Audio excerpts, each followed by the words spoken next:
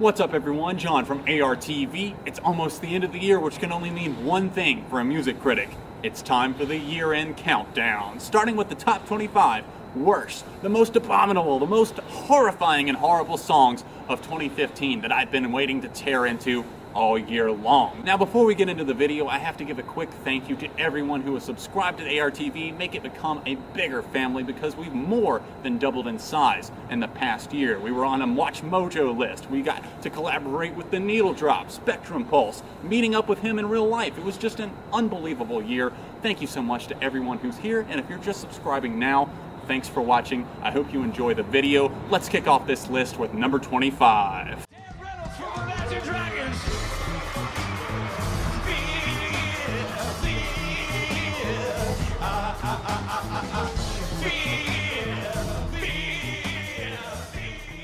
This song is the physical manifestation of ADD. Clunky samples, off-kilter vocals, and absolutely horrid lyrics plague this collaboration between the two Las Vegas-based bands. Not to completely discredit ex-ambassadors, I mean they had a handful of decent songs on their debut full-length VHS, but for the most part, I feel like they end up sounding like a shadow of the band that featured on this very track, Imagine Dragons.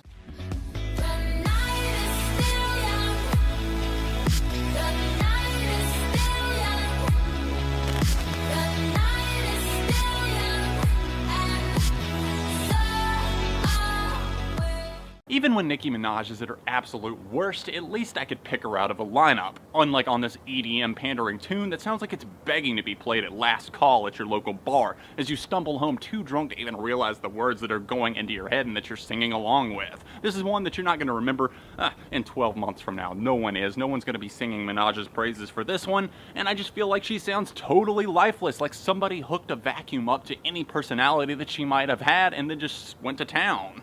Back it on up, fill your cup up, let's tear it up, and kick the dust up. Bar downtown, they got a line. For whatever reason, Luke Bryan seems to think that every location he visits needs to be turned into a party. His latest victim? A cornfield. Did he really just try to incorporate some trap production into this country-leaning jam? And let's not forget that he rattles off country cliches like it's a second language to him at this point. It just forces me to do one of those deep every time I hear it in passing. All my bitches got real hair, chilling with the top down, screaming like, hey, I'ma take her ass down, she bring her friend around, fuck 'em both like, hey, I'm a bougie ass nigga. The world-renowned DJ Mustard pairing up with these two for a track? Well, I must be in club banger heaven. Golly gee, I sure do love hearing two grown men brag about their ego complex on every single song they release. What an inspiration for a generation. Nah, but really, there's nothing funny about this track at all. It's just one of those tunes that makes you a little bit more frustrated each time you hear it.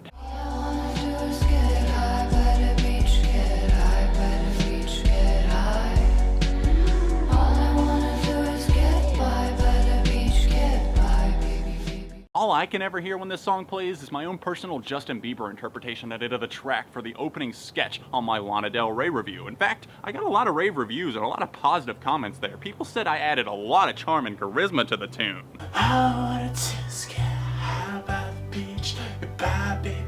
I imagine there is a time and a place to listen to this song, but the good news is my schedule is booked solid and I have no time to listen. Darn.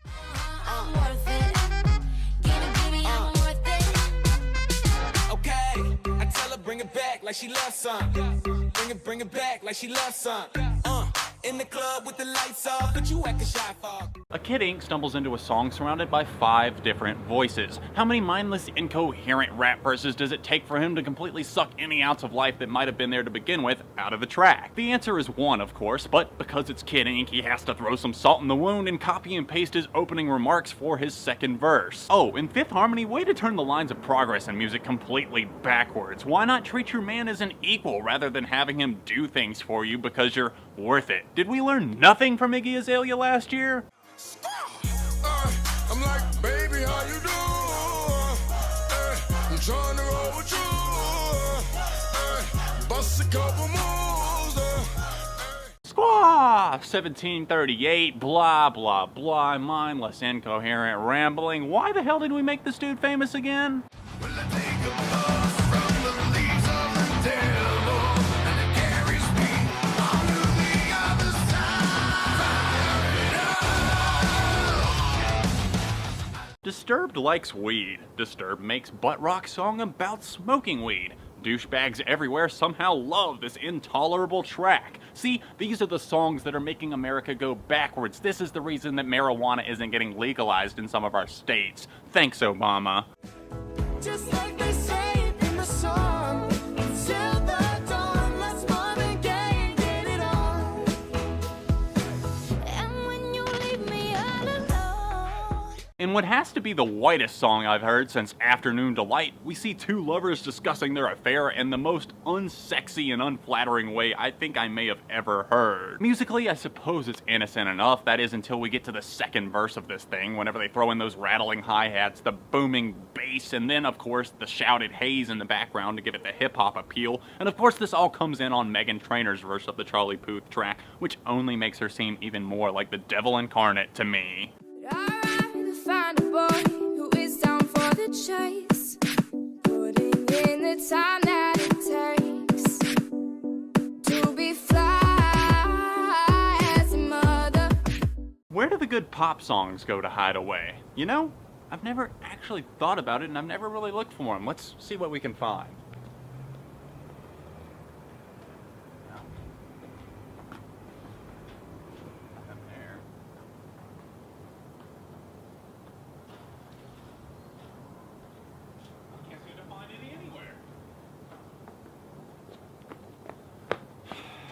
Well, I guess I'm gonna have to settle for talking about this one. Where to begin? Well, I guess I could start by giving some advice and say this isn't probably how you should let guys know that you're available, and also everyone, anywhere, under any circumstance, should not utter the phrase, fly as a mother. I don't wanna go to bed. I don't wanna go to bed without you. Let's get this out of the way. Why should we wait forever? We're meant to be together. Whenever my viewers started sending me this song, I tried my best to withhold judgment, not only because of the title of the song, but because of the featured guest. I mean, I think we all remember. Baby, you a song that make me wanna roll my windows down and cruise. Ugh. These guys are in their 30s and 40s, yet they're writing a song that sounds like it was sung by a teenager who can't get his girlfriend to put out. I mean, Simple Plan forayed into pop music back in 2008, and even that sounded more mature than this. Hey, maybe we'll get lucky. They're announcing an album soon. Maybe we'll get a Flow Rida feature. Girl, you know that I need you. I need you the most. I'm sad. Feel bad for me. Who wants to listen to an entire song with a tone like that? The screeching EDM and house vibes aren't doing anything for me either. In fact, they're not winning me over at all. It makes it a little bit more off-putting. In fact, it was my least favorite song on the Jack U project from Skrillex and Diplo. I'd argue that it only got popular because Bieber was featured on it, but hey, you're probably as sick of the track as I am at this point. Let's just go ahead and put it in the rear view and move on to number 13. Call a shots, like blah, blah, blah. Pay me what you want me. Don't act like you forgot. Bitch, better have my money. Up and down the scales over and over again. Ba-na-na-na-na-na. Bitch, better have my money. Who wants to listen to Rihanna do that for an entire song? Not me. Rihanna is portraying a badass here, trying to get someone to pay up, talking tough, empty threats, blah, blah, blah. No wonder this song tanked hard. If you put in work, this the night you gon' retire. You a bad bitch, I ain't even gon' deny her. She told me throw that money, I said make it worth my while. I'm about to empty out the ATM. She doing tricks that make a nigga. What is it with rappers and their obsession with throwing money and popping bottles with strippers? I've never in my life had the desire to waste money like that. You think you're cool because you're throwing stacks of cash, your band's all over the strippers who are literally only there because you're paying them. I guess I can't expect too much from these two douchebags who literally go by the name Ray Shrimmer because it's eardrummers spelled backwards. Throw Young Thug and Nicki Minaj on the track and you've got a death sentence right there. Ship it off to the morgue. DOA. Kind of trick. There's no way she got this far without sucking some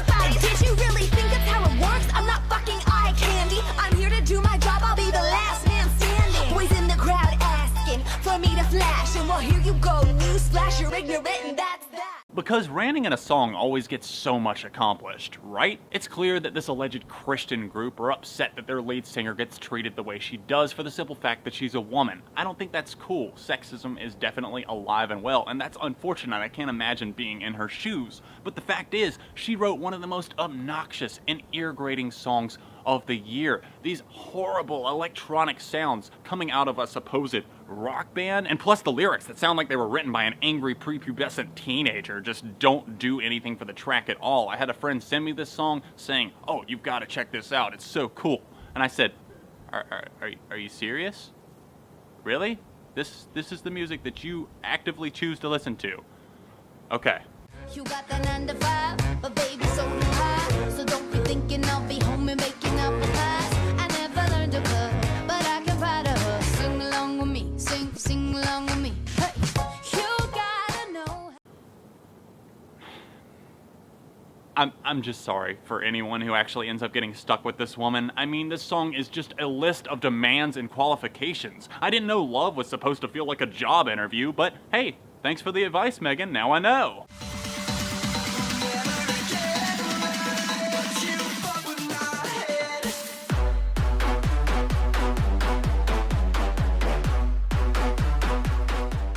Genericore meets the club. Cliches and bad drops ensue.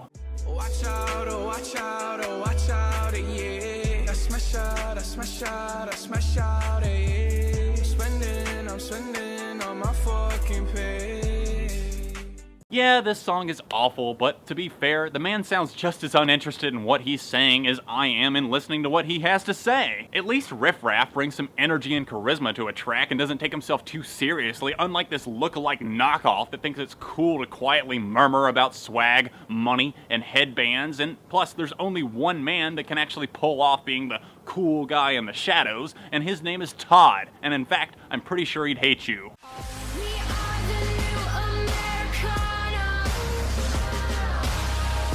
High on legal marijuana. Based on Biggie and Nirvana.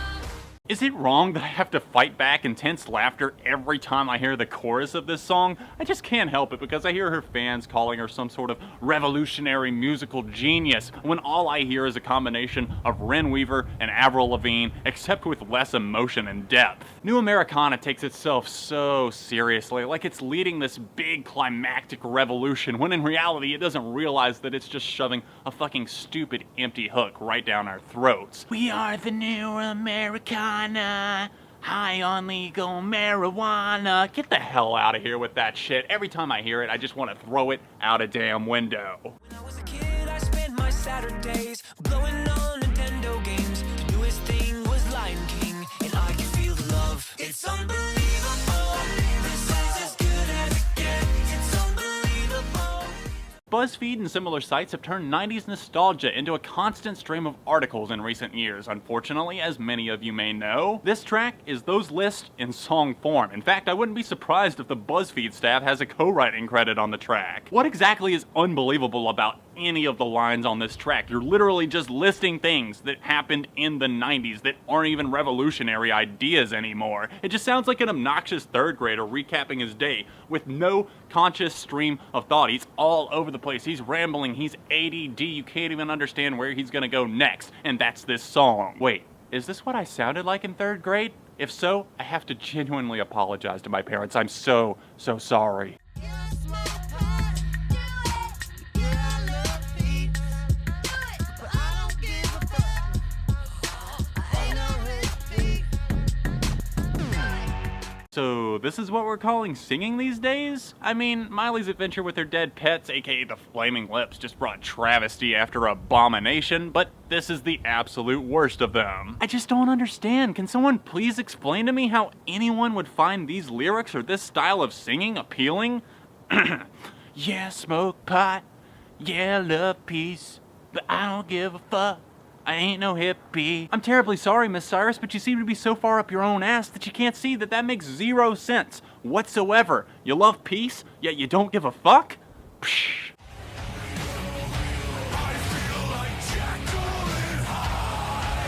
Is there so much goddamn weight on your shoulders that you can't just motherfucking life. Oh, why would anyone actively choose to listen to that?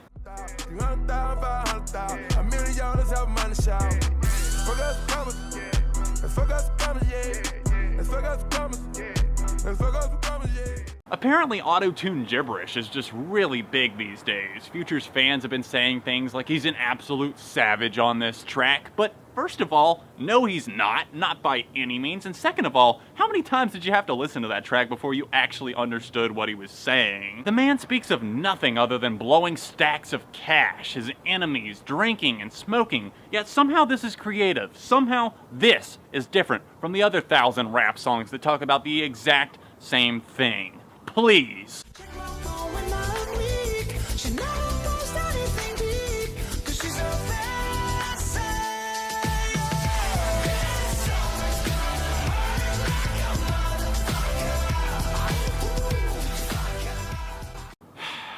You know you're really deep into the worst songs list of 2015 whenever you start breathing that deep sigh before each song you discuss, because you're that pissed off. Maroon 5 decided to take another trip to the bank off of their most recent album V by re-releasing it with, hold your breath for it, count it, one new track. This summer's gonna hurt like a motherfucker.